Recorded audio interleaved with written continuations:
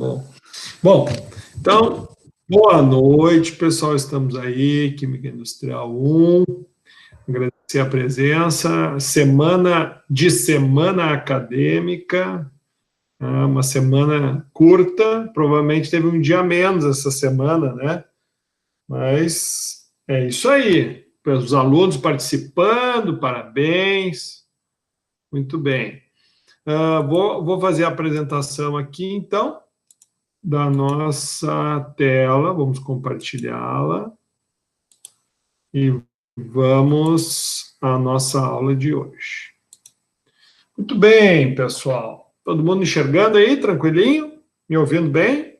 Sim. Tá ótimo. Oi? Tudo certo. Segue o baile. Ótimo. Então, nossa aula 17ª, lembrando, então, semana que vem nós vamos ter aula prática, mais no final da aula eu vou explicar direitinho como é que vai funcionar, mas, em princípio, semana que vem, das 7 às 22, o professor vai deixar livre para vocês poderem realizar a prática em casa, poderem fazer a filmagem da produção, fazerem, obviamente, o relatório da prática, né, o detalhamento de como vai ser, os detalhes do que eu vou cobrar em termos de avaliação, que vale 2 pontos, tá? Eu vou passar ao longo dessa semana, mas vocês hoje já vão saber que a filmagem, ou seja, a prática sendo realizada, é um trabalho que vai ser individual, tá? Mas a prática realizada vai ser uma filmagem individual, né, que vai valer 0,6, 30% da nota, e o restante, os 70% restante da nota, vai ser entrega de um relatório que a gente vai estar aí definindo aí o que vai ser cobrado no relatório, tá? Isso vai ser a aula que vem. Então, hoje é a nossa última aula trabalhando aí conteúdo. Vamos só trabalhar o feedback da última aula, que era formar a dupla, informar na sala de interação, elaborar um manual de boas práticas de fabricação nos moldes da Anvisa para a produção de água sanitária e álcool gel. Atenção, utilize como base o material 23 postado na aula. Então, esse material 23, ele nada mais é do que a lei, né, a RDC, referente à elaboração do Manual de Boas Práticas. Então, o que o professor vai fazer? Eu vou apresentar para vocês um manual, como é que um manual ele é visto na indústria e como como o professor esperava que vocês o apresentassem, né, para mim. Então, só para a gente ter uma visão ampla aqui, então, isso aqui é um exemplo de um manual elaborado, né, definição de objetivos. Esse método fixa a instrução de trabalho para elaboração aqui não é, aqui, esse método fixa, não, no caso aqui, objetivo. A tela está em preto só para mim ou está para todo mundo? Eu estou vendo só a sua foto aqui. Não, para mim estava normal. Tudo normal. Para mim Tá. Eu estou enxergando, eu estou num PowerPoint. tá Word? É para mim. Isso. Tá aqui, certo? Tá tudo certo. Então, aqui, definição das referências, né? Bom, em que consiste, né, o Manual de Boas Práticas, definição do conteúdo. Vou botar uma coisinha aqui.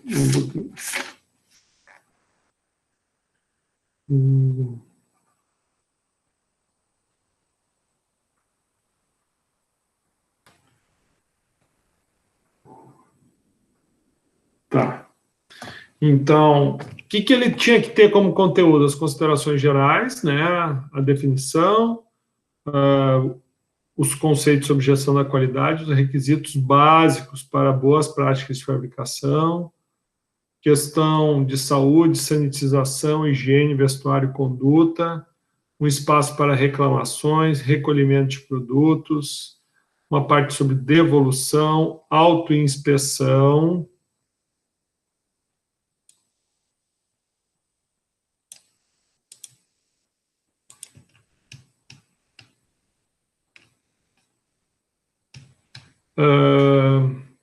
Documentos e registro. Estão enxergando bem ou está muito pequeno aí, pessoal?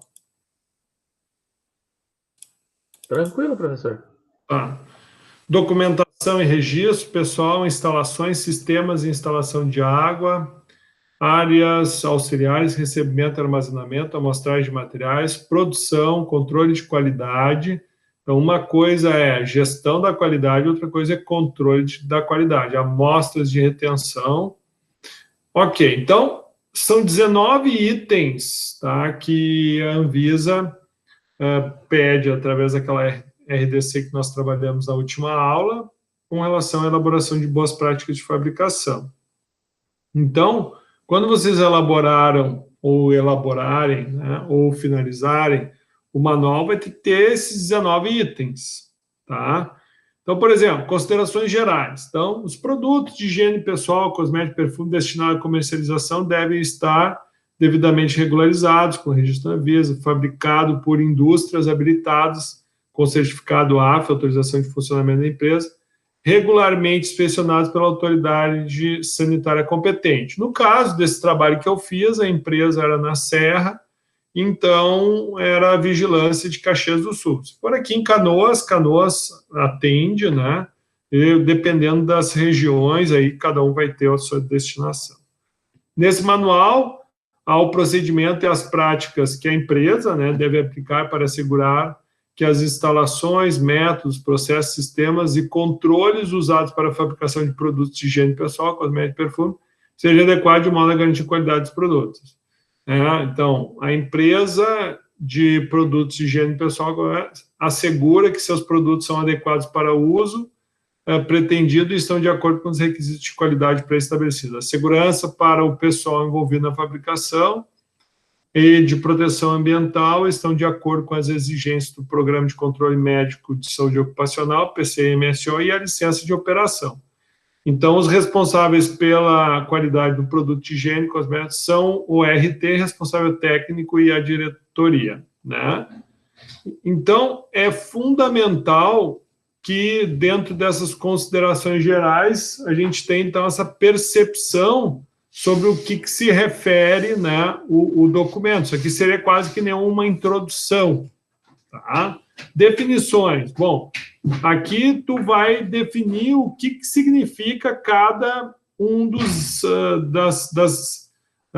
das palavras-chave, cada uma dos conceitos referentes ao que tu vai apresentar ao longo do trabalho. Então, área dedicada, o que é isso? Setor de uso exclusivo, área definida. Que muito desse material, na realidade, ele já existe na RDC, e daí tu tens que só, com base na tua avaliação técnica, tu vai identificar o que fica e o que não fica. Tranquilo até aí, pessoal? Sim. Tá? Bom, então, várias definições. O que é a garantia da qualidade? Todas as ações sistemáticas necessárias para prover segurança de que um produto ou serviço irá satisfazer os requisitos da qualidade pré-estabelecidos. Deixa eu só ver uma coisinha aqui. Na aula passada, foi a aula 16.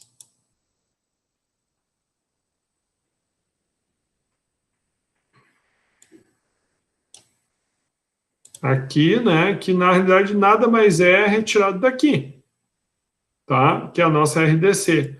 Que eu postei ela como material 23, correto? Isso aí, senhor. Só que o senhor tinha botado a 47. A 7, né? Era 47. Ah, não, isso aqui tá certo. Essa daqui é para rotulagem, né? Isso.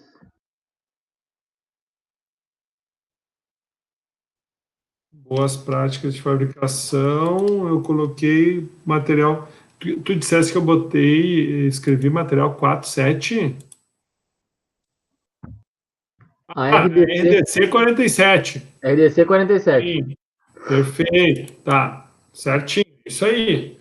Então, aqui está o material 23. Então, mesma dinâmica. De onde é que eu estou tirando essa parte? Lá no final, ó, que é os anexos. Aqui, ó, os anexos. Que é a partir daqui.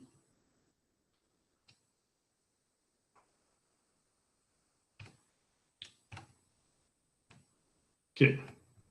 Ó, o anexo 2. Então, o anexo 2 é um regulamento técnico de boas práticas para a fabricação de produtos saneantes. Então, ele te dá aqui mais ou menos quantos itens são 19, o que é a consideração geral. Daí é aquilo que eu falei para vocês. Vocês vão ter que ir lendo e usando o bom senso e usando a técnica de vocês para poderem estar corrigindo, complementando e adequando a realidade da empresa. Mas se tu olha aqui da página 6 até a 44, nada mais é do que o compilado completo do que é o Manual de Boas Práticas de Fabricação. Ó. Vai até o item 19. Então, na realidade, a Anvisa já diz como ela quer. Né? O que nós temos que fazer é realmente adaptar a nossa realidade, né? Por exemplo, e aí que, tipo, ó, tempo mínimo de armazenamento de amostras de retenção. Então, ele está te dizendo que para uma amostra de retenção tu tem que ter um tempo mínimo de armazenamento. Qual é o tempo mínimo? Tu tem que pré-estabelecer, né? Então, tu vai tudo adaptando. Por exemplo, qual é o tempo mínimo de armazenamento para uma amostra de retenção para uma água sanitária? A validade da água sanitária são 6 meses. Então, no mínimo, tu vai reter o dobro de tempo, certo? Então, o tempo mínimo é 1 ano. Ok? Sim. E, professora, até a gente sofreu uma vistoria um tempo atrás e eles disseram para nós que a retenção podia ser no prazo só igual ao do vencimento. Ah, perfeito. Ah, então, isso é uma coisa que nem tu mesmo disse, tu teve auditoria e tu ouviu deles, né?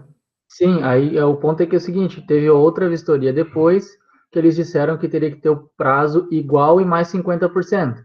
No caso, seriam 6 meses mais 3. Isso então, seriam 9 meses de armazenamento mínimo. Uhum. Então, o que acontece? Mas se tu pré-estabelece o dobro, e isso é muito importante, pessoal. Quando a gente fala de qualidade, quando a gente fala de procedimentos, quando a gente fala, né, de especificações, em 95% dos casos, é tu que cria o problema para ti mesmo, tá?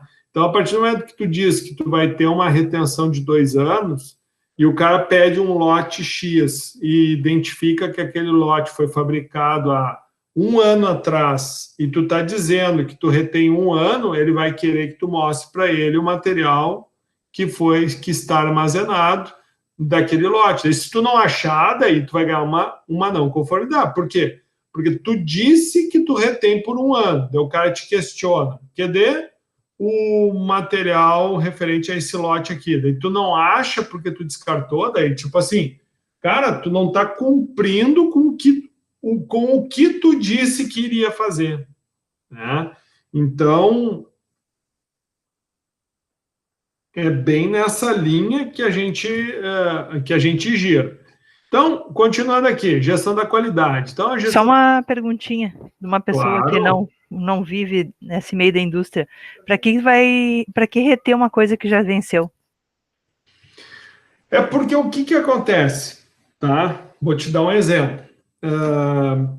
Quando a gente fala de controle de qualidade, tu tens que dar segurança para o usuário dentro do prazo de validade para ele estar utilizando o teu produto, ok?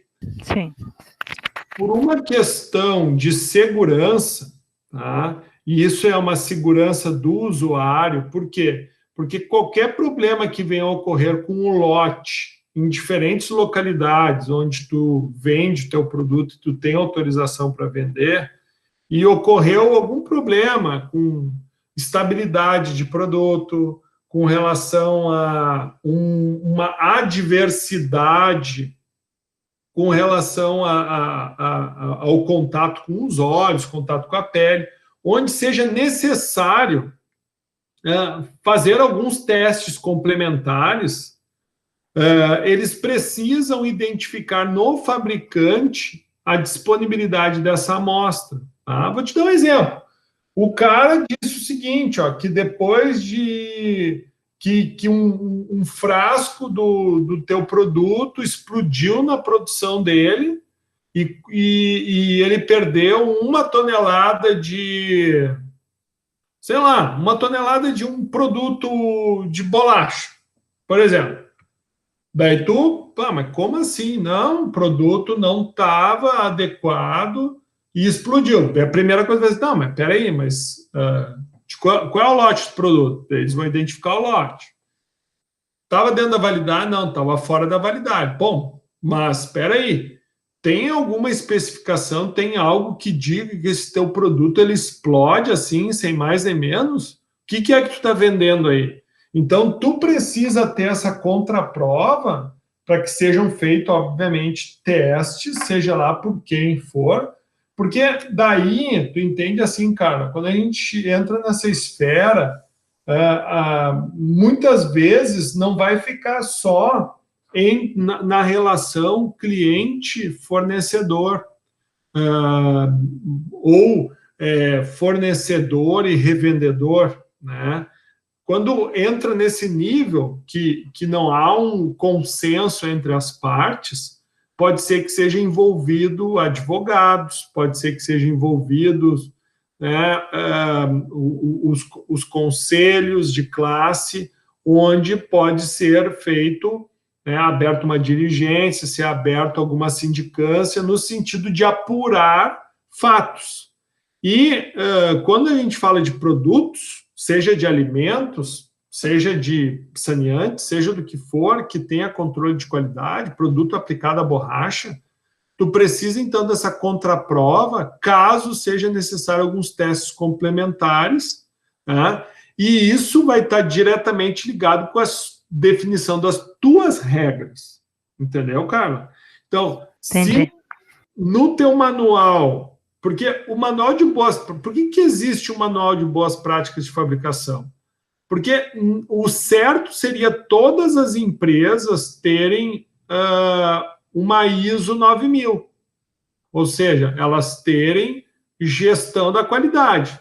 Ou seja, elas terem um programa de qualidade que visa toda a rastreabilidade do processo, toda a rastreabilidade de matéria-prima, toda a rastreabilidade de operacionalização, ou seja, das etapas do processo produtivo, e rastreabilidade também da produção, do que foi produzido.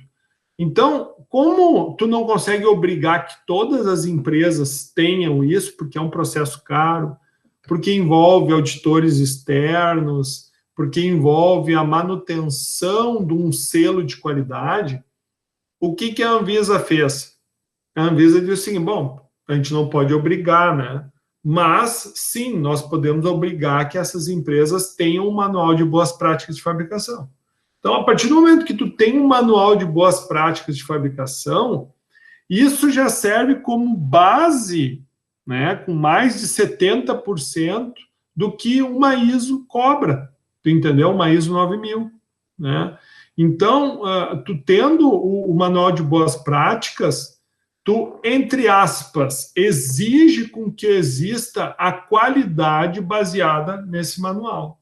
Então, em que consiste, por exemplo, a gestão da qualidade? A gestão da qualidade é consequência da garantia da qualidade apresentada pela empresa através de conteúdo de produtos e embalagens que atendam à descrição do rótulo, seguindo as boas práticas de fabricação entregues nesse manual, e manufatura, seguindo instruções de trabalho específicas para cada produto.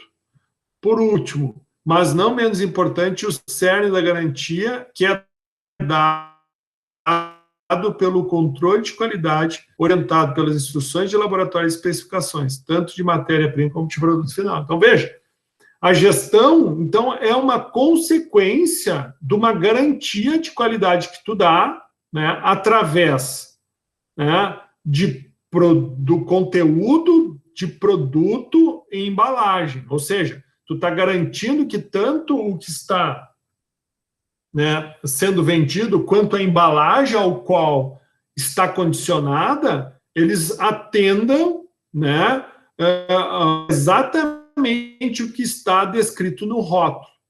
Por quê? Porque eles foram feitos seguindo este manual, que é com aqueles 19 itens, né, e a fabricação deles seguiu instruções de trabalho, certo?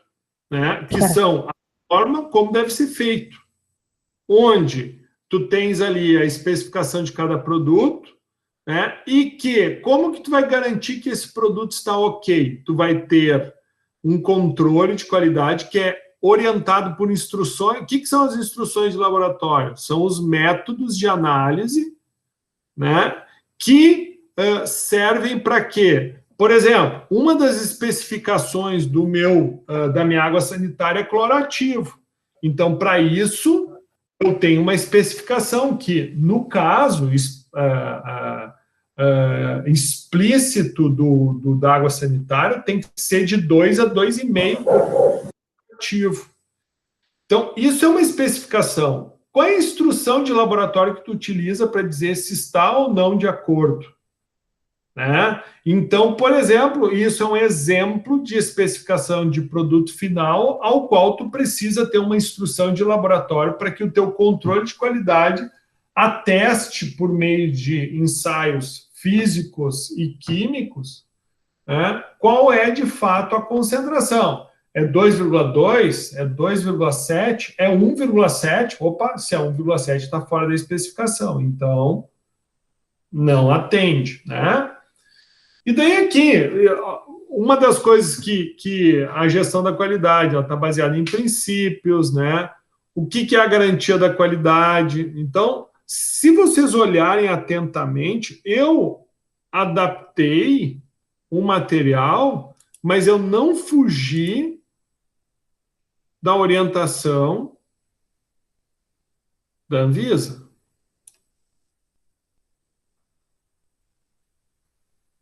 Olha aqui. Legal, ó.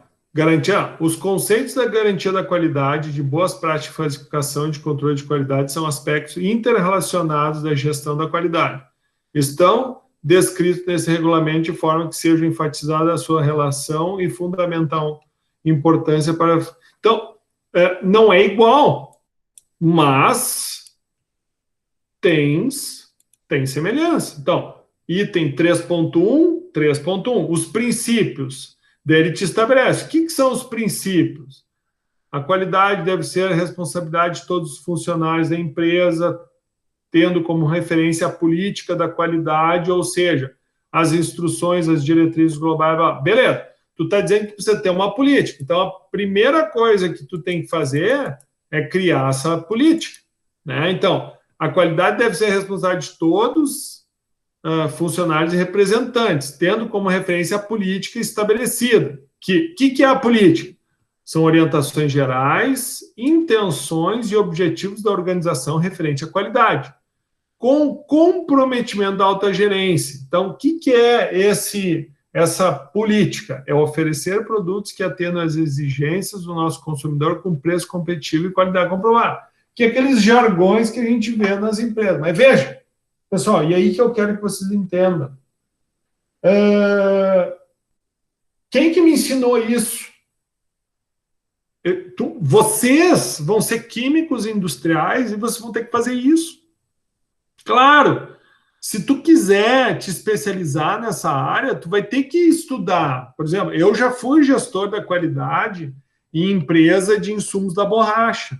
Então, eu já fui gerente da qualidade, então eu tenho noção do que é, né? Fiz cursos de formação, né? Complementei a minha formação. Mas eu quero que vocês entendam que isto cabe ao químico, né, realizar dentro de uma empresa.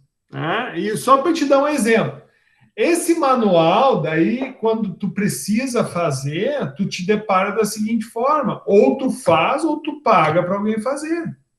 Né? Então, o que acontece?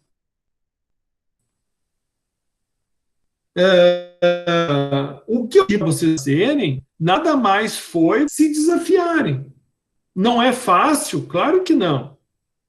Mas é fundamental que vocês entendam que o produto, né, ou seja, o resultado final nada mais vai ser o atendimento de todos os itens estabelecidos em cada um desses trabalhos. Quer ver? Ó? Só para a gente pegar mais um trechinho. Ó.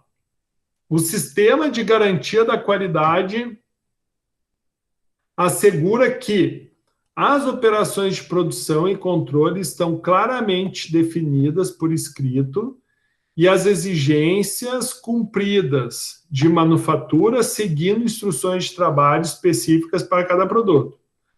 As responsabilidades gerenciais de cada área estão claramente definidas e documentadas. Sejam realizados os controles estabelecidos como necessário nas matérias-primas, materiais de embalagem, produtos semi-elaborados, produtos a granel, produtos semi-terminados, semi-acabados, produtos acabados, terminados e os relativos a controle em processo, calibração, qualificação, validação, quando aplicável. Os produtos não sejam vendidos ou entregues ao consumo antes que sejam realizadas todas as etapas de controle e liberação. Sejam fornecidas instruções para garantir que os produtos sejam manuseados e armazenados de forma que a qualidade dos mesmos seja mantida por todo o prazo de validade.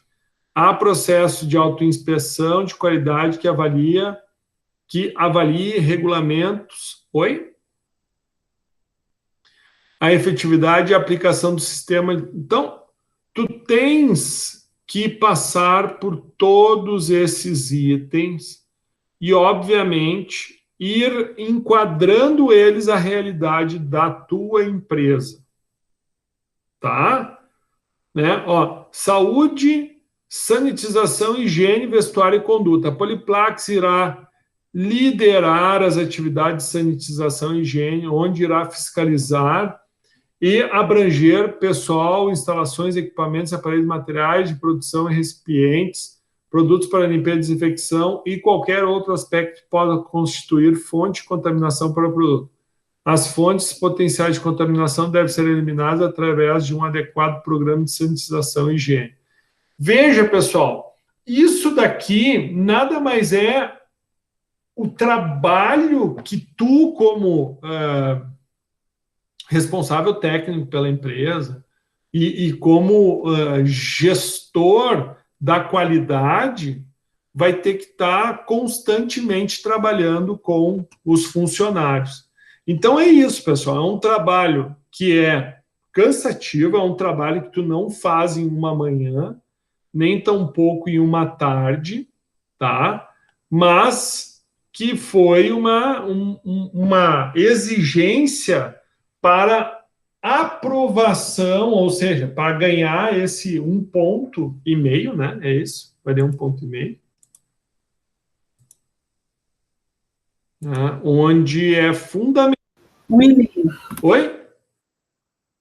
Tá como 1,5. Isso, então assim, é fundamental que vocês passem por esse sacrifício aí, tá, pessoal? É 15% da nota de G2 né? Não é pouco trabalho, por isso que o professor distribuiu em duplas. O professor deu para você 7 dias para elaborar o material, então eu acredito que foi tempo suficiente. Mas, caso alguém tenha problema, individualmente pode conversar com o professor, não tem problema nenhum, tá bom?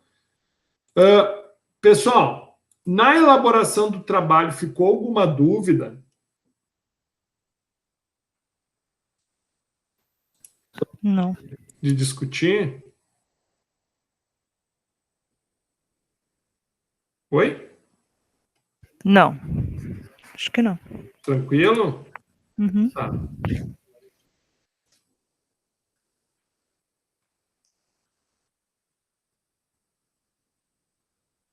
Então tá. Então, assim, vamos continuar, então, na nossa aulinha aí. Bom, então, a nossa última aula, tá, vai estar trabalhando, então, com detergentes e sabões, tá? Rotas, conversões químicas e aplicações de produto. Onde, né, isso nada mais é uma continuação dentro de saneantes, ok? Bom, só para a gente entender um pouquinho o que são sabões e o que são detergentes, o que é sabão versus detergente. Então, detergente é um produto sintético, o processo de síntese é diferente, há diferença de composição, há diferença na atuação. Sabões precipitam em água dura ou ácida. Sabões são sais de sódio ou potássio de ácidos graxos. Detergentes são misturas muito complicadas de várias substâncias, cada qual escolhida para efetuar uma ação particular durante a limpeza. Bem interessante isso. Só para que vocês tenham noção, tá? Os detergentes, eles surgiram ali em 1930 e alguma coisa, tá? A gente pega aí o Schirer, tá?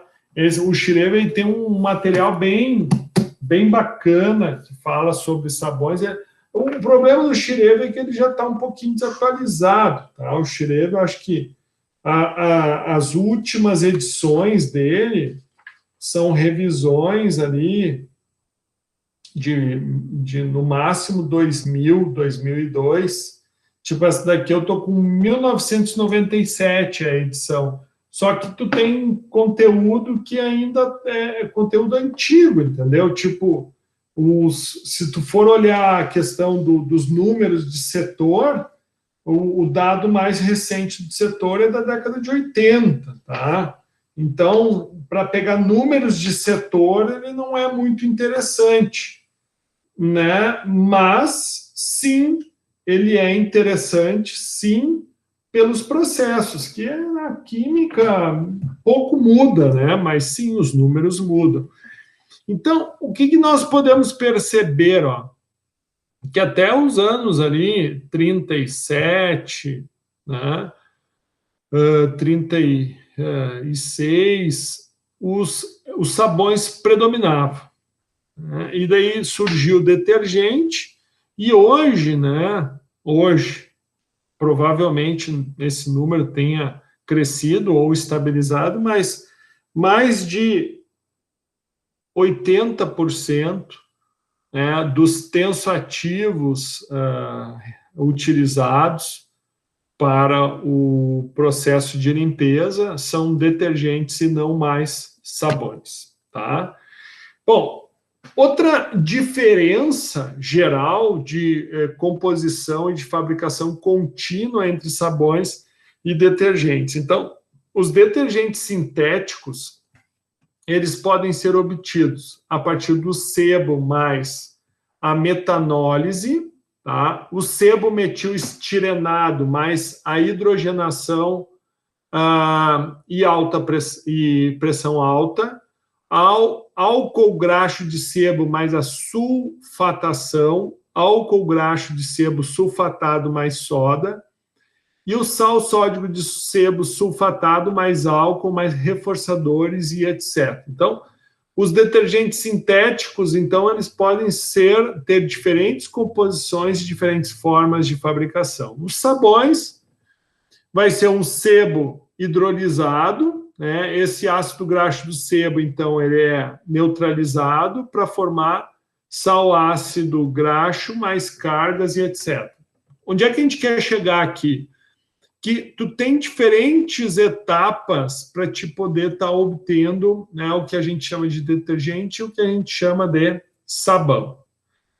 Só para nós entendermos um pouco o que é o sebo, né? O sebo nada mais tem uma composição de ácidos graxos, que vão ter, na realidade, vão ser compostos por, né, triglicerídeos, que são poliésteres, né, que vão ter mais de um grupo funcional, onde os ácidos que os compõem vão ter um valor médio, né? Por exemplo, o mirístico, que tem 14 carbonos, pode ter a composição de 1 a 6%. O palmítico, de 20 a 37%. Note, por que o sebo, a temperatura ambiente, ele é sólido, né? Porque ele é rico em cadeias carbônicas sem dupla ligação, ou seja, ele é rico em cadeias carbônicas saturadas.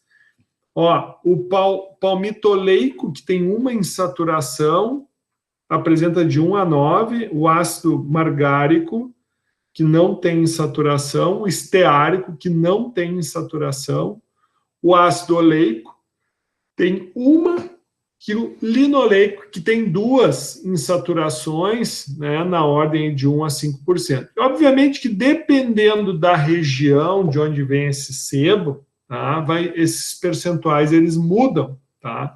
Então o professor trouxe, por exemplo, o material 24, que vocês podem baixar aí, dar uma olhada, tem a ficha, né, a ficha técnica do sebo bovino branqueado.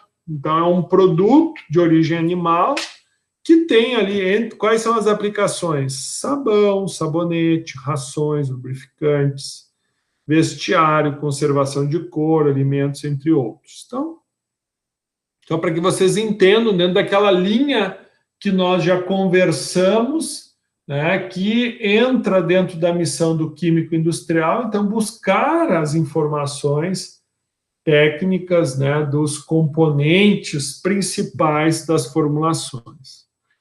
O professor também disponibilizou para vocês esse material 25, é um material bem bacana, ele é bem simplesinho, assim, bem útil. É um material, né, do Instituto Federal, né, do Instituto, não, da URGS, né, que foi o Instituto de Química que desenvolveu para a área da educação em Química, onde é um trabalho que apresenta tanto sabões quanto os detergentes, e tem várias práticas ali que são bem, bem úteis, até para que a gente possa ter uma percepção maior. E é o que eu digo para vocês, pessoal, essa disciplina, ela não quer dizer que tu vai cursar essa disciplina e tu vai estar pronto. O professor tem como missão mostrar para vocês que existe muito material, né, e que cabe a vocês estarem se aprofundando, né? Obviamente que se for uma área de interesse de você vai ter que buscar mais informações. Mas o que o professor não quer é que vocês passem pela universidade sem nunca ter falado de controle de qualidade. Ou que vocês passem pela universidade e vocês nunca tenham falado sobre processos. Ou que vocês nunca tenham falado de especificação, de ficha técnica, de ficha de segurança. Então, é esse conjunto de informações que o professor quer que vocês tenham noção que existe. E que podem ajudar vocês nos futuros desafios profissionais que vocês vão ter. Então, o que é um surfactante? Né? E aí tem muito tem muito erro, que a sulfa, o pessoal bota L em vez de R, né? Mas por que é surfactantes? Tem a ver com a redução da tensão superficial, tá? Então, qualquer composto que modifica, usualmente reduz a tensão superficial quando dissolvido em água ou em solução aquosa, e que altera de maneira análoga a tensão interfacial de dois líquidos.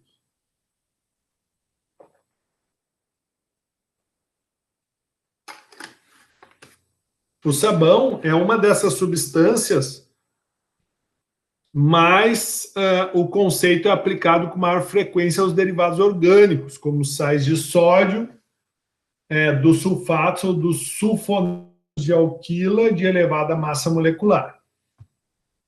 Então, quem são os surfactantes? Então, a gente pode ter diferentes cargas nesses surfactantes. Então, nós vamos ter os aniônicos, né, que eles resultam em solução iônica, pode ser tensioativa ou tensoativa, com uma carga negativa. Então, se a gente olhar aqui, nós vamos ter, então, um álcool de cadeia longa, né? Então, aqui nós vamos ter um 25, 12 vezes 2, 24, mais 2, isso aí. É uma cadeia não ramificada. Então, vai ser dodecanol, por exemplo, né? Ou álcool dodecílico, né? Reagido com trióxido de enxofre, certo? Então, onde é que a gente tira esse trióxido de enxofre? Provavelmente, esse trióxido de enxofre ele vai vir do ácido sulfúrico fumegante, que também é chamado de óleo. Lembra que nós trabalhamos com esse ácido? E esta reação, então, vai resultar em um sulfonato ácido, né?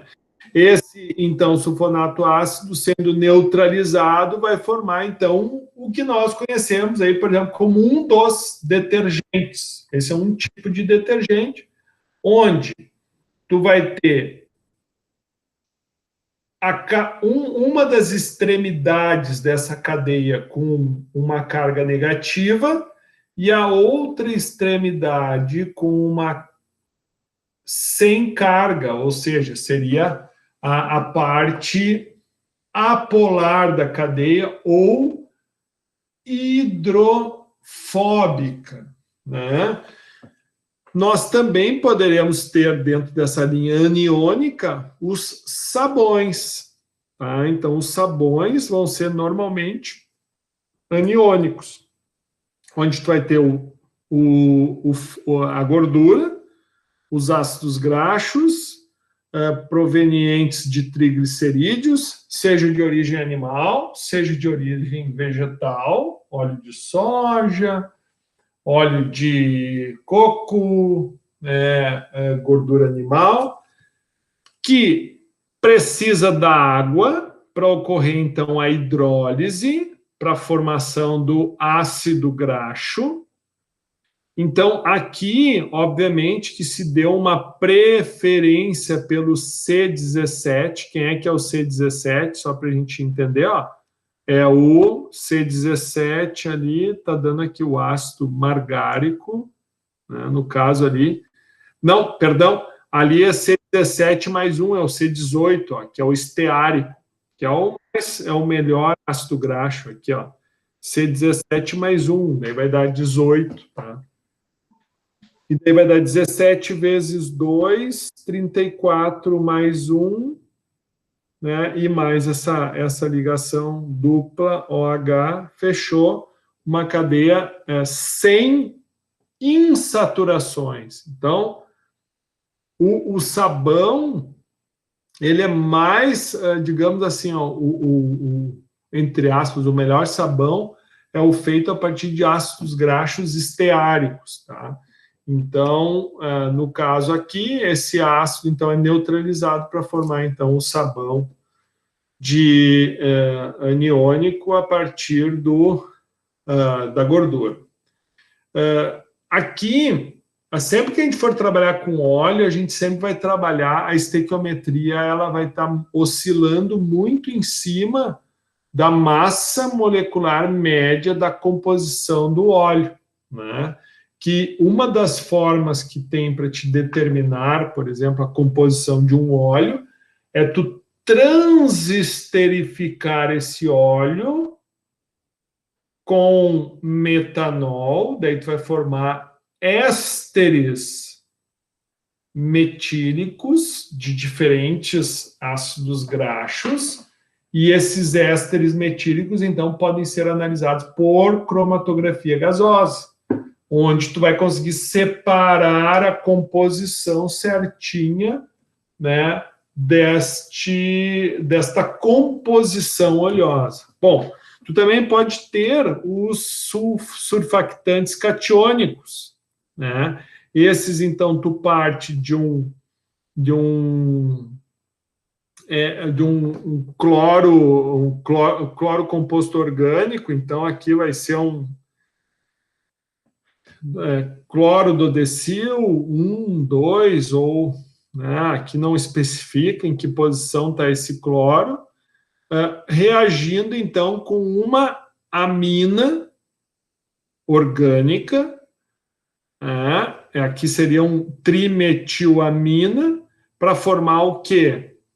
Para formar, então, um tensoativo com, no caso aqui, a parte orgânica, hidrofóbica, e a parte, né, polarizada ou hidrofílica, carregada positivamente, que aqui no caso é um sabão à base de amônio, né? Esse aqui vai ser um dodecilamônio, né? Trimetilamônio, dodeciltrimetilamônio, cloreto de dodeciltrimetilamônio, mais ou menos. Aí teria que ver a nomenclatura do IUPAC certinho, mas é mais ou menos isso. Agora, nós também podemos ter surfactantes Por que tem tanto? Porque aqui, se tu olhar, esse aqui é o sabão que a gente conhece. Aqui eu já estou falando de detergentes, ó, que já vão ser sínteses, né, partidas, onde tu vai estar associando um grupo carregado eletronicamente para poder ser hidrofílico e outro grupo apolar que tem como objetivo, então, solubilizar a sujeira, os compostos orgânicos. Então, aqui vai ser a oxidação dessa amina, né? Aqui seria dimetilaurilamina. Dimetilaurilamina, porque aqui é o C12 lauril, né? Nem tem aqui, não aparece, mas o C12 é lauril, isso? Isso. Essa foi a reação. Essas reações de oxidação de aminas, professor, foi meu TCC. 12, 14 e 16. Tu fez esse? Fiz, esse aí eu faço. E funcionou bem? Funcionou bem, eu fiz a relação de massas e viscosidade. Viscosidade e poder espumante. Que legal! E daí tu vê, aqui o que tu tem, né? Aqui tu vai ter uma carga positiva e uma dativa para suprir a carência de elétrons do oxigênio. Mas então tu tem uma certa polarização aqui, né? E aqui um ponto apolar, digamos assim, né? Os dipolares, que vão ser aqueles que vão apresentar duas polaridades, uma característica aqui da amina e o outro característico do sal graxo, né? No caso aqui não é um sal graxo, né? Aqui vai ser um sal orgânico, né? A partir do que é clorado, porque daí aqui vai sair o cloreto, sai daqui e ele perde o sódio aqui. O sódio, no caso, ele vai continuar ligado aqui, a única coisa que o cloreto sai, então, para poder formar o grupo positivo. Tu vai ter uma amina terciária aqui, né? Aqui ela está terciária, aqui ela vira um quaternário, né? Um quaternário que é muito, muito comum aí, né? E aqui uma outra reação também que utiliza a amina com um grupo, eu não cheguei a pegar o nome desse grupo funcional aqui, tá? Mas perceba aqui que ele vai, então, formar um grupo positivo, negativo e outro positivo. E as não iônicas, né, que seria um quarto tipo, né, de composição. Bom, então, olhando a fórmula de uma maneira estrutural e não simplesmente só a partir das suas fórmulas químicas, então a gente vai ter aqui diferentes estruturas, né? Onde aqui vamos ter um sal graxo, aqui um dodecilsulfonato aqui um alquil benzeno sulfonato de sódio, LAS, né? Então, aqui esse aqui, dodecilsulfonato de sódio, eu acho que deixa eu ver se é esse aqui. Acho que o dodecilsulfonato de sódio eu não cheguei a colocar aqui. 1, 2, 3, 4, 12. Pode ser esse aqui, ó. Deixa eu ver. Aqui, se for o SO3. 3. Vamos ver aqui. Acho que é esse aqui, ó. Esse aqui é o dodecilsulfonato de sódio. Esse aqui é o alquil benzeno sulfonato de sódio, da mesma forma aqui, ó.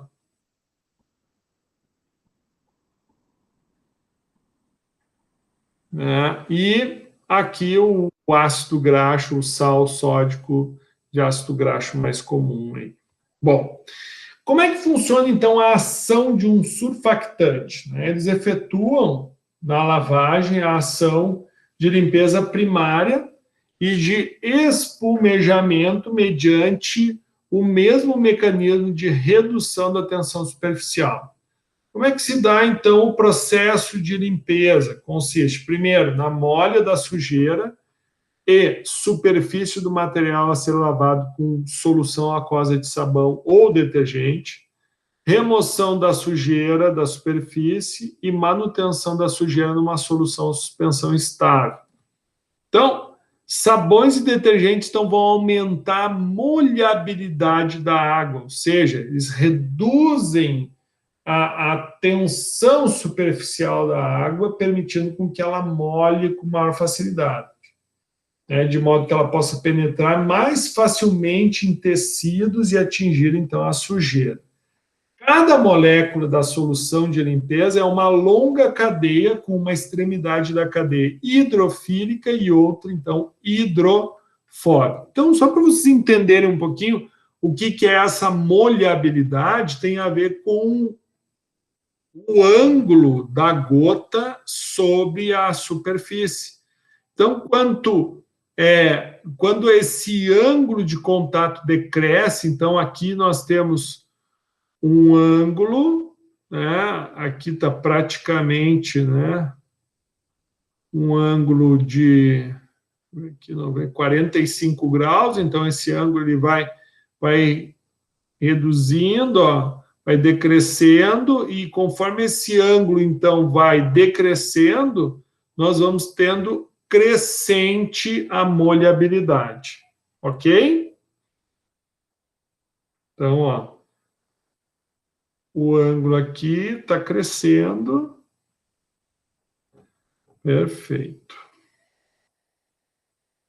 A sujeira é atraída, então, pela extremidade hidrofóbica e, ao mesmo tempo, as extremidades hidrófilas puxam a molécula e as partículas de sujeira presas ao tecido as envolvendo e lançando-as na água de lavagem.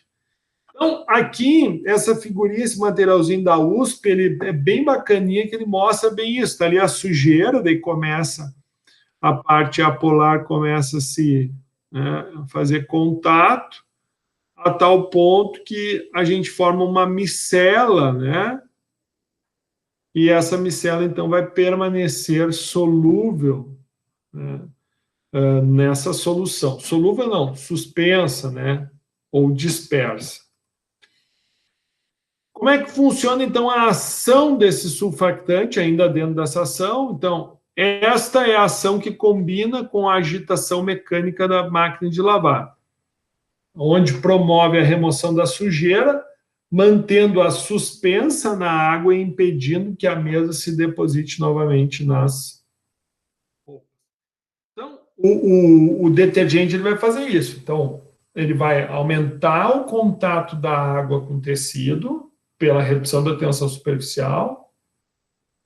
Onde tiver a gordura ou a sujeira, ele vai, então, capturar e vai micelar essa sujeira, só que esse processo ele vai ser acelerado pela agitação. Então, essa é a combinação que a gente enxerga nesse GIF aí, né, que ficou perfeito, tensoativo mais agitação. Aqui tem, bom, isso aqui depois vocês podem olhar, mas é um videozinho bem tosco, né, mas que mostra bem, o cara bota o óleo, bota um pouco de detergente e consegue preparar uma solução. Então, primeiro tem água e óleo separado, e bota. Bom, isso aí acho que a gente aprende bem. Então, entendido que são os surfactantes, que neles estão tanto os detergentes quanto os sabões, cabe agora, então, nós aprofundar um pouquinho mais sobre os detergentes. Então, eu vou apresentar para vocês a síntese, né, do principal, tá? Que vão ser os sais de alquilbenzeno sulfonato, tá? Então, que é um mais antigo, que é o mais clássico deles. Mas como é que funciona a principal reação de sulfonação linear de um alquilbenzeno? Nós temos o alquilbenzeno aqui, que é a matéria-prima básica, e o ácido sulfúrico fumegante, ou óleo. Então, essa reação vai formar o alquilbenzeno sulfonato e mais o ácido sulfúrico. Então, aqui ele está ácido. Essa é uma reação exotérmica. Bom, mas paralelo a essa reação principal, vai haver outras reações secundárias, como o alquilbenzeno sulfonato reagindo novamente com um ácido, com o óleo, formando um disulfonato mais ácido sulfúrico, ou o próprio alquilbenzeno sulfonato mais o alquilbenzeno formando uma sulfona, mais água. Então, isso é possível acontecer. Dentro desse processo da síntese, por exemplo, de um tipo de detergente em específico, nós também fazemos a sulfatação do álcool graxo. Então, esse álcool graxo nada mais vai ser um álcool de cadeia longa, tá? Que ele vai ter a sua hidroxila, aqui o R pode ser C10, C12, é sintético, tá? Vai reagir, então, com óleo para formar um sulfonato, né, de cadeia graxa, né, de uma cadeia carbônica comprida mais água. Da mesma forma, uma reação exotérmica. Mas, paralelo a essa reação, podem ocorrer outras secundárias, como o álcool reagindo com o próprio sulfonato, certo? Formando aqui um éter, mais ácido, o álcool reagindo com o próprio óleo para formar um eteno, né? Um eteno não, um alqueno, né? Uma dupla ligação, mais ácido, o álcool reagindo com óleo para formar um aldeído, mais água, e o próprio álcool reagindo com o trióxido de enxofre para formar um ácido graxo mais água. Então, são reações secundárias que podem acontecer, tá? Para que vocês entendam, então, essa síntese ela acontece de forma sequencial. Então, aqui nós temos a sequência contínua de sulfonação e sulfatação, a sulfonação do alquilbenzeno e a sulfatação do álcool graxo, né, terminada, então, pela neutralização do produto dessa reação, ok? Para a formação de um composto, né? E esse composto, então, foi um processo desenvolvido pela P&G, ou seja, Procter & Gamble. Então, quando vocês estudarem um pouquinho mais sobre a história dos detergentes, vocês lá vão entender, né? Ah, P&G, né? Tem outra, deixa eu ver aqui uma outra bem conhecida, que os caras dominaram esses processos aí, né? Então, o nome deles acabou permanecendo. Aqui o outro aqui, ó, Irmãos Lever, né? Que é nada mais do que a Unilever, que a gente conhece, e entre outros. Então, é bem interessante, porque tu faz uma leitura a nível histórico, que busca também essas informações, mas que também traz essa menção aí, né, de grandes empresas que surgiram a partir da ideia, né, da síntese, né, de produtos que removam, então, a sujeira, que é um grande mercado. É um grande mercado. Muito bem. Então, com relação aos detalhes do processo, então, vimos lá a síntese A e B. Então, a sulfonação e sulfatação, como é que funciona? Então, o alquilbenzeno é introduzido continuamente no sulfonador, quando com a quantidade necessária de óleo, usando-se o mecanismo de banho dominante, conforme apresentado na figura, para o controle do calor de conversão de sulfonação e manutenção da temperatura a cerca de 54 graus. Então, veja, olha que interessante, tu tem aqui a entrada, tu tem aqui o trocador de calor e tu tem o produto que vai ficar recirculando aqui, ó. Ele fica recirculando, certo? E essa manutenção, porque como é um processo exotérmico, tu vai ficar constantemente dosando ácido no rotor da bomba centrífuga, e aqui tu tem na realidade, tu tem um reator aqui contínuo. No caso aqui é um PFR, que vocês da química industrial acho que trabalham um pouco com essas definições de tipos de reatores, mas isso é um exemplo de um processo contínuo de produção. Então, aqui tu dosa um dos reagentes, aqui tu dosa outro, então tem a mistura, mistura no rotor e fica girando. Obviamente que, à medida que tu vai tendo a conversão, que é um processo muito rápido, a sulfonação, em menos de um minuto, tu já tem 94% de conversão, já passa a etapa seguinte, que funciona da mesma forma, o ácido graxo, o óleo, agita, trocador de calor e assim por diante. Então, ó, a conversão de sulfonação é extremamente rápida, sendo fundamental manter sob controle os elevados calores de reação. A sulfonação é irreversível, isso é brilhante, ou seja, uma vez que acontece, não volta. Em menos de um minuto, se tem a conversão de 96%, quando operado a 54 graus, e excesso de 1 a 4% de trióxido de enxofre no óleo. Na mistura sulfonada, são injetados o álcool graxo e outra alíquota de óleo.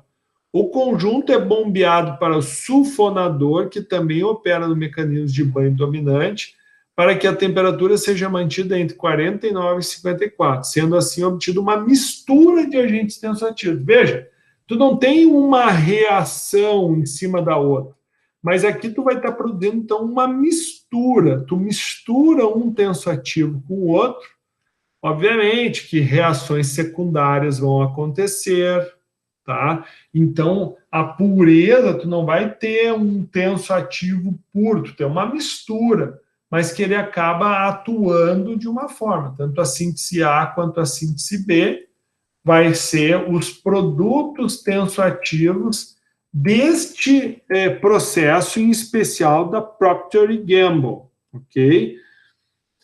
Então, nos dois casos, o uso de óleo diminui o sulfato de sódio no produto acabado.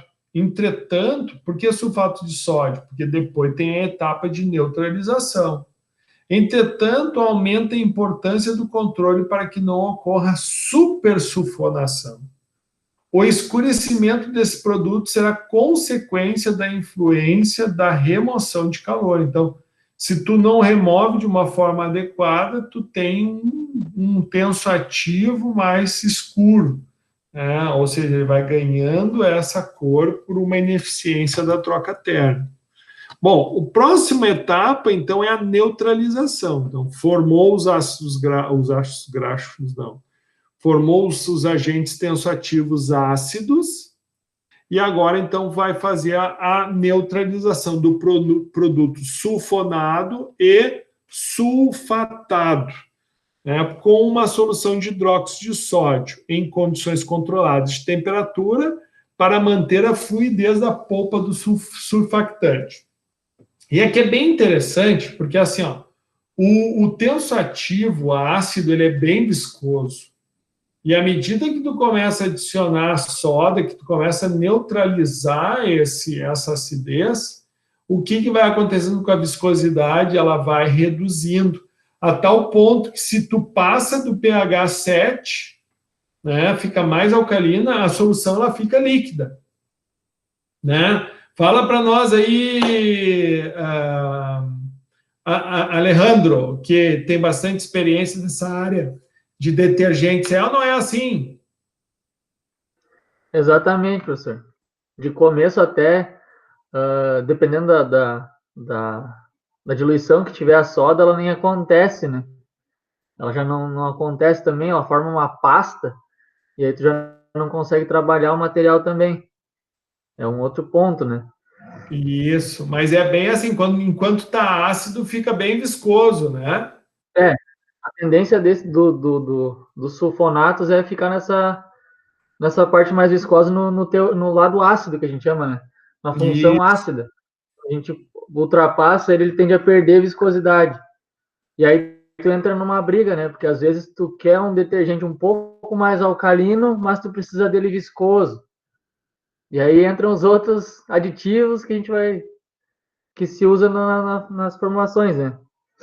Perfeito. É isso aí, olha aí, ó, que bacana. Obrigado pela contribuição aí. Então, o uso de trocador de calor que efetue rapidamente a neutralização, pois a mistura de ácido parcialmente neutralizado é muito viscosa, né? Então, isso é outra coisa, né, que no processo, o calor também ajuda, né, nesse processo a reduzir essa viscosidade. Então, a troca térmica na neutralização é algo muito importante.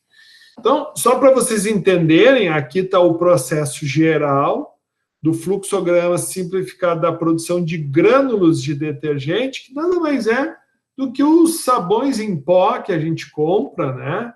Então, esses grânulos de detergente, por exemplo, eles podem ser obtidos dessa forma. Então, tinha a síntese A e a síntese B, que estão aqui, ó, né? A neutralização, e depois, então, vai para o reservatório de surfactantes. E isso, então, faz uma nova formulação, que depois vai ser atomizado, que a gente já vai ver um pouquinho mais de detalhe. Bom, obtenção dos grânulos de detergente. Bom, a polpa de surfactante, o tripolifosfato de sódio e a maior parte dos diversos aditivos, né, são introduzidos na máquina misturadora. Remove-se considerável quantidade de água e a pasta é espessa pela reação de hidratação do tripolifosfato.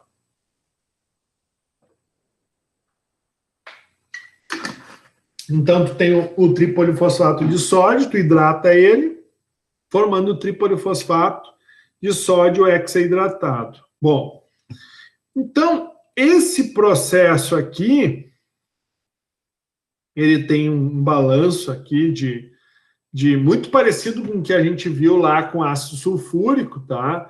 Onde para 1.000 quilos de produto acabado, que é o produto que vai para a embalagem aqui, tu vai usar materiais tensoativos, alquilbenzeno, que é um petroquímico, álcool graxo, que é a partir do sebo, o ácido sulfúrico e a solução de hidróxido sólido. Então, esses são os agentes tensoativos. Tu vai ter um inibidor de corrosão, que é o silicato de sódio, que vai ser dosado aqui no misturador. Tu vai ter um reforçador, que é o tripolifosfato de sódio. E tu vai ter outros aditivos e mais água, né? E isso, então, vai ser a composição para que seja, então, produzido o material em pó. Tu vai ter aqui, então, a exaustão dos gases de secagem. Tu tem a fornalha, que vai dar um fluxo de ar quente ascendente, os grânulos que vão descender, que vão secar no atomizador. E esses grânulos, então, vão ser retidos no ciclone, né? Do ciclone vão ser peneirados para um determinado tamanho, vão receber perfume e vão para, então, a embalagem. Bom, vamos, então, para o detalhamento desse processo. A mistura é bombeada para um piso superior, onde é atomizado sob alta pressão, numa torre com 24 metros de altura, em contracorrente com ar quente proveniente de uma fornalha, obtendo-se os grânulos secos dentro das dimensões e densidades específicas. Os grânulos secos retornam ao piso superior mediante transporte pneumático, que os resfria de 116 graus e os estabiliza, sendo os grãos separados num ciclone, peneirados, perfumados e embalados. Pergunto é só tu, né, Alejandro, que trabalha em indústria de saneantes, né? Ou tem mais alguém aí? Viu, Alejandro? Vocês fazem sabão em pó lá ou não? Fazemos, mas nós fazemos por um processo bem diferente.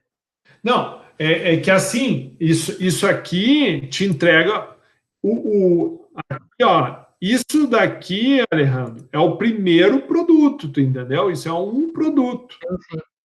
Que no caso da tua empresa, que eu acredito que é uma misturadora, tu entra nessa etapa aqui, ó, que é a etapa do misturador amassador. Na verdade, não, professor. Lá a gente faz um sulfonato em pó.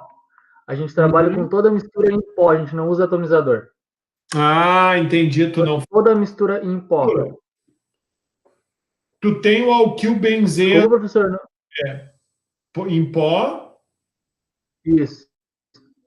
Isso é fabricação nossa também. É um processo nosso. Ah, que bacana. Vocês produzem o material em pó. Isso. E é um processo desenvolvido lá na empresa. Tu seca em estufa, isso? Também seca em estufa. Ah, cara, que bacana. Como é que é o nome da tua empresa? Propec Produtos Químicos.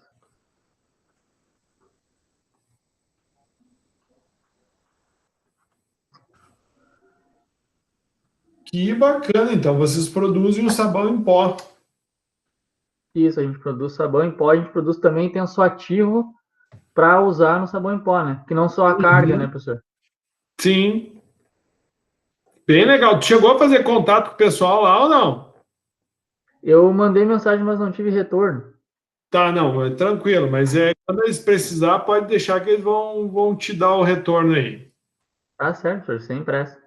Tá. Matérias-primas, então. Bom, aqui é uma perguntinha simples, que eu gostaria que vocês resolvessem aí, ó. Quanto de soda cáustica será necessário para produzir 1 tonelada de grânulos de detergente sintético?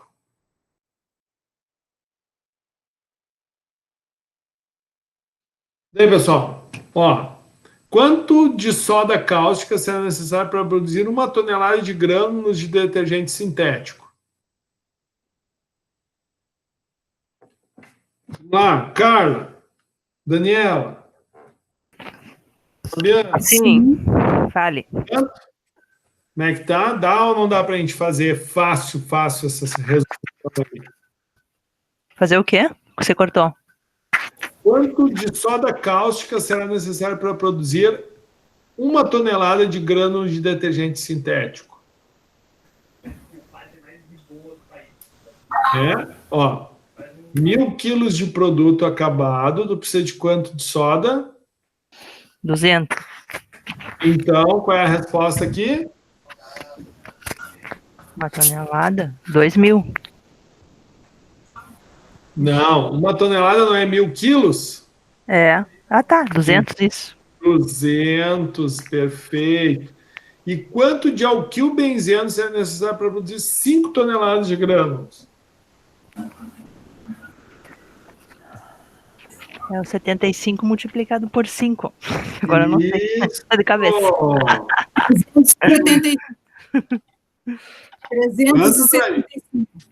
375. Perfeito. Então tá, show de bola, pessoal. Tranquilo, né? Uma estequiometria aqui. Claro, a gente não está enxergando a estequiometria, mas aqui é um balancinho de massa baseado digamos assim, nas proporções de cada ativo dentro do processo de produção. E onde é que está onde é que nós estamos aí?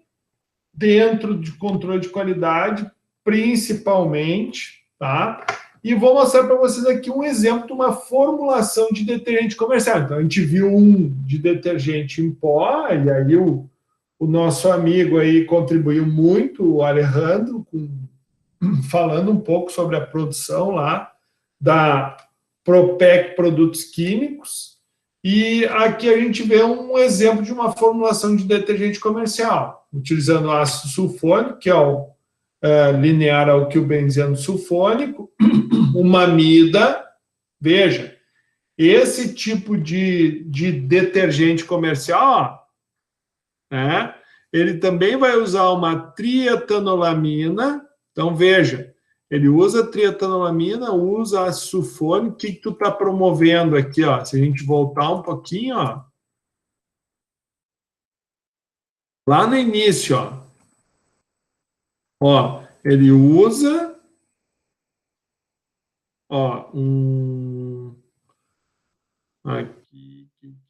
aqui, usa um sulfonato, um ácido sulfônico, e, porém, reage esse ácido sulfônico com uma amina, por exemplo, né? E vai formar um tipo específico de tensoativo.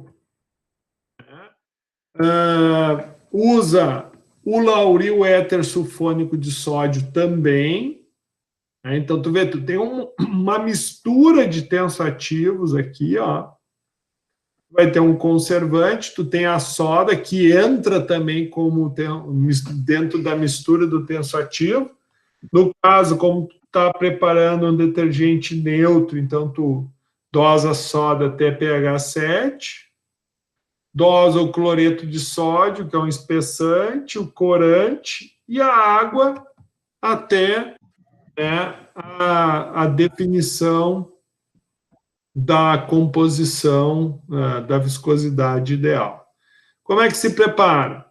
Pega o ácido sulfônico, com a metade de água, adiciona amida, uma primeira reação de neutralização, adiciona o lauril, que seria um segundo tensoativo, adiciona trietanolamina para a formação aí, né, de um grupo catiônico e não só o aniônico.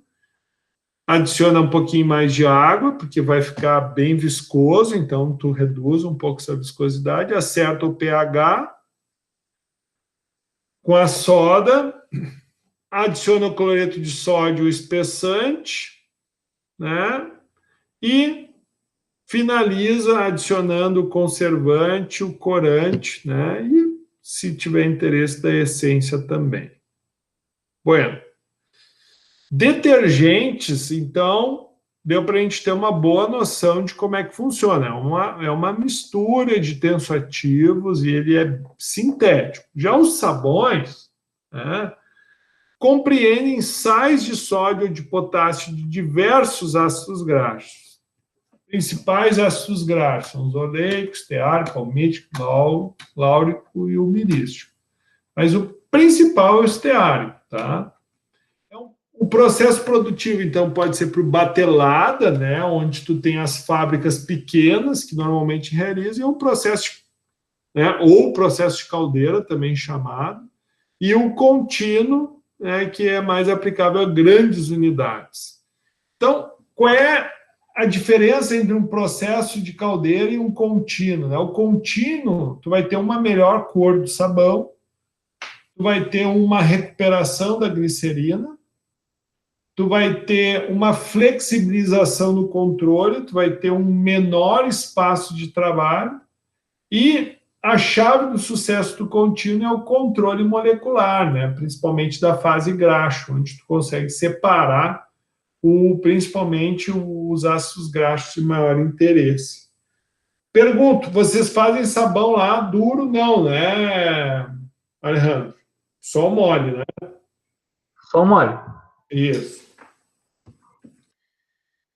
O que consiste, então, o processo de fabricação de sabão? É a saponificação, né?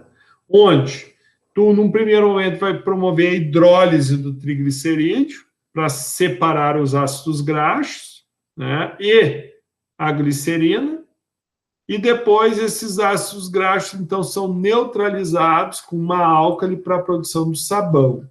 Então, aqui a gente tem a reação, ó, olhando ela de uma forma global, a reação, tu vai ter o quê? Tu vai ter, então, a soda, o estearato glicérilo, na realidade, aqui nada mais é do que o triglicerídeo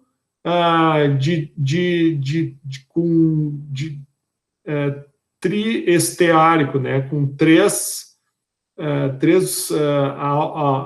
ácidos graxos aqui, ácidos esteáricos, né? Mas é um triglicerídeo, né, com 3 ácidos graxos aqui na forma do ácido esteárico, tá? É óbvio que um óleo não vai ser assim, né? Ele vai ter aquela mistura de triglicerídeos com aquelas proporções, né, exemplo que eu dei do sebo ali.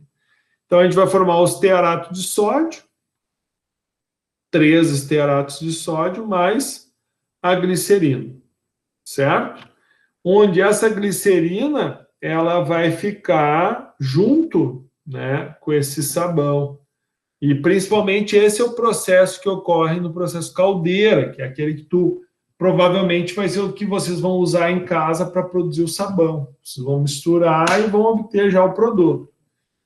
Porém, o principal processo, que é o processo que vai te dar um sabão mais nobre, uma qualidade superior, que é principalmente o sabão que é muito utilizado, tá, nos sabonetes em geral, né, que é o sabão base para a produção desses sabonetes. Ele primeiro, então, hidrolisa a gordura, separa o ácido graxo, o esteárico, principalmente, separa a glicerina e pega só o ácido esteárico e reage com a soda para formar, então, o sabão de ácido graxo. Tá? Então, basicamente, é dessa forma que ocorre, então, o processo de produção do sabão.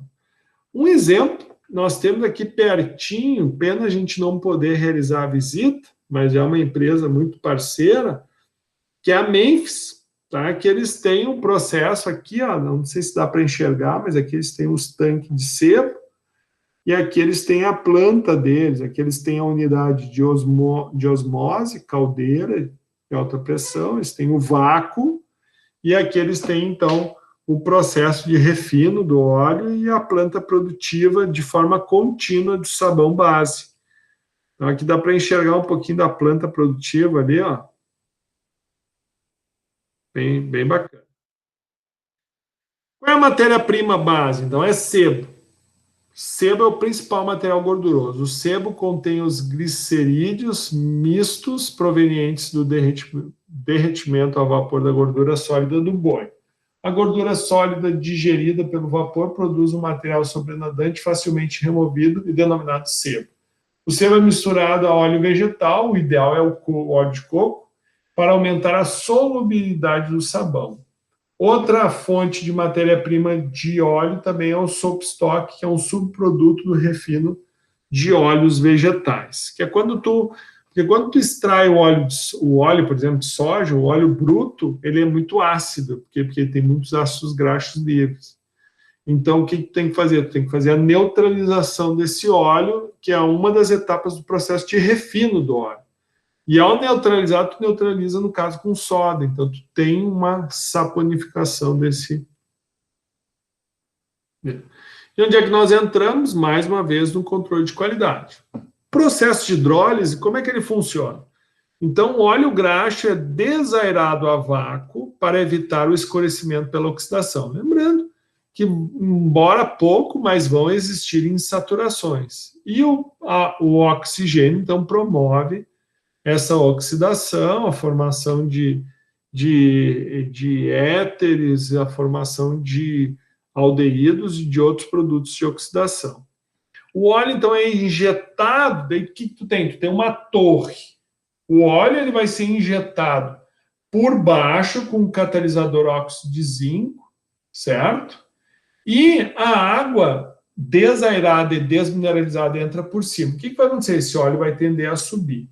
No meio dessa torre, de 20 metros e mais ou menos 60 centímetros de largura, de aço inox, vai ocorrer o quê? Vai ocorrer, então, o processo de hidrólise, bem no meio, com vapor a uma temperatura de 252 graus e uma pressão em torno de 600 psi.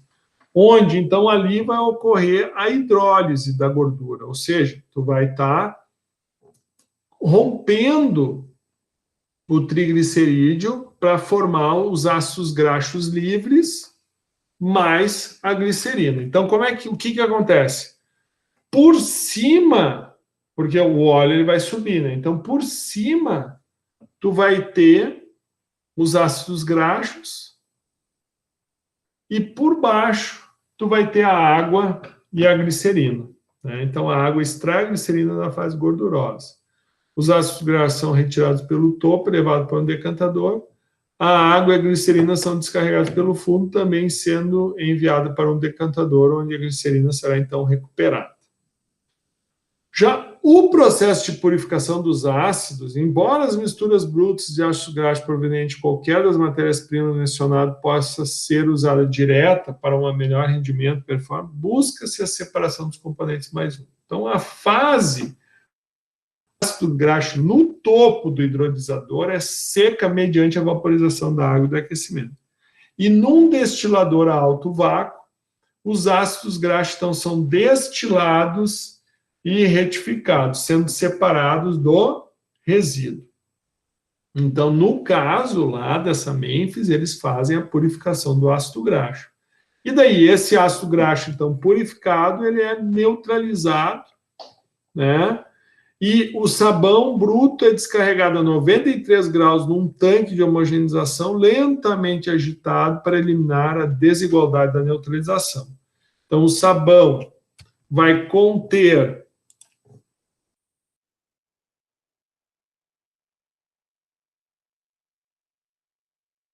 então contém praticamente zero, né, no máximo 0,1% de soda não reagida, 0,3 a 0,6 de sódio e cerca de 30% de água. Nesse ponto, o sabão pode ser, então, extrudado, moído, reduzido a flocos ou atomizado, conforme o produto desejado. Então, o que eu passei para vocês? O material 26 e 27 tem formulações, tá, que foram os colegas aí que passaram gentilmente as formulações. Vocês, então, podem escolher aí, o professor vai dar uma passadinha nelas aqui, mas a gente tem aqui a formulação da Clara, Carla, bem simples, 4 litros de óleo, 2 litros de água, um pote de soda, 95. Aqui eu quero que vocês façam os quantitativos, tá? Então, qual é a massa molecular média do óleo?